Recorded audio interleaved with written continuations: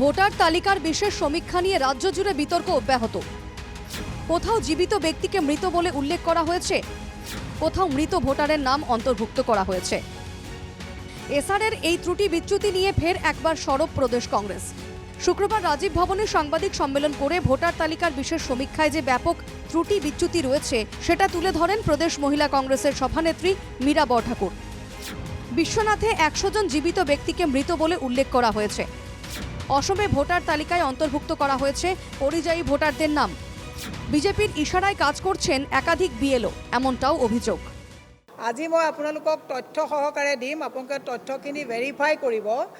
133 pulling station কমলীয়া panchayat Biswanath জিলাত, তাত প্ৰায় 100 জন জীৱিত ব্যক্তিক মৃত দেখুৱাই তেওঁলোকক ভোটাৰ লিষ্টৰ পৰা নাম ডিলিট কৰা হৈছে। এটা সমষ্টিত 8ৰ পৰা 10,000কৈ এওঁলোকে ফৰ্জি ভোটাৰ এওঁলোকে তাত ইনক্লুড কৰিব বিচাৰিছে। বৰ্তমান অসমত ভ্ৰাম্যমান ভোটাৰে যদি থিতাপি লয় তেতিয়াহ'লে অসমৰ ভৱিষ্যত কিমান ভয়ংকৰ হ'ব এই কথাটো অসমৰ ৰাইজে বুজি পোৱা দৰকাৰ।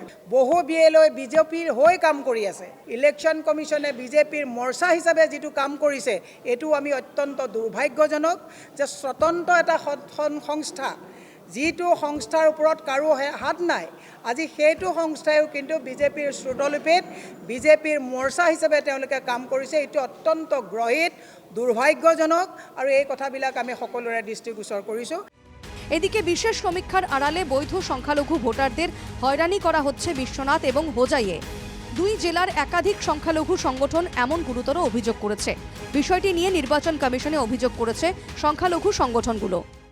সমগ্র অসমৰ লগতে বিশ্বনাথ জিলাতো আমি দেখা পাইছো এই এছআৰ প্ৰক্ৰিয়াৰ জৰিয়তে কিছু বিসংগতি আমাৰ দৃষ্টিগোচৰ হৈছে। উচ্চতম ন্যায়ালয়ৰ তত্ত্বাৱধানত প্ৰকাশ হোৱা এনআৰচিত সন্নিৱিষ্ট অন্তৰ্ভুক্ত হোৱা প্ৰতিগৰাকী ব্যক্তিৰ নাম এই এছআৰ প্ৰক্ৰিয়াত অন্তৰ্ভুক্ত হ'ব লাগিব। দ্বিতীয় কথা হ'ল, যিসকলৰ নাম এনআৰচিত বাদ পৰি গৈছিলে কিন্তু তেওঁলোক বৈধ ভাৰতীয় নাগৰিক, এই বৈধ ভাৰতীয় নাগৰিকসকলৰ নাম কোনো কাৰণতেই যাতে এছআৰ প্ৰক্ৰিয়াত বাদ পৰি নাযায়, তাৰ কাৰণে আমি ইতিমধ্যে মহামান্য নিৰ্বাচনী বিষয়া ইলেকশ্যন কমিশ্যন অফ ইণ্ডিয়াক আমি ইতিমধ্যে স্মাৰক পত্ৰৰ যোগেদি জনাইছো। এজন বিএলএ কোনো পধ্যে 10 জনৰ ওপৰত আপত্তি কৰিব নোৱাৰে, কিন্তু ইয়াত ৰেণ্ডমলি ব্যাপকভাৱে প্ৰায় 200 মানুহৰ ওপৰত মানে অবজেকশ্যন কৰা হৈছে। 3 জন ব্যক্তিয়ে এই বৃহত্তৰ এলেকাৰ প্ৰায় 150-200 মানুহৰ ওপৰত অবজেকশ্যন কৰিছে। আমি যমুনামুখ থানাত এই ভুৱা আপত্তিকাৰীসকলৰ বিৰুদ্ধে আৰু লগতে যিসকলে ষড়যন্ত্ৰ কৰিছে আৰু যিসকল বিএলঅ'ই এই ষড়যন্ত্ৰত সহযোগ কৰিছে সেইসকলৰ বিৰুদ্ধে আমি এজাহাৰ দাখিল কৰিছো। আজি প্রশ্নটা হলো, অতি স্পর্শকাতর এই বিষয়টি নিয়ে এখনো পর্যন্ত কেন নীরব নির্বাচন কমিশন? তাহলে কি অসমে সত্যিই স্বচ্ছতার সঙ্গে হচ্ছে না ভোটার তালিকার বিশেষ সমীক্ষা?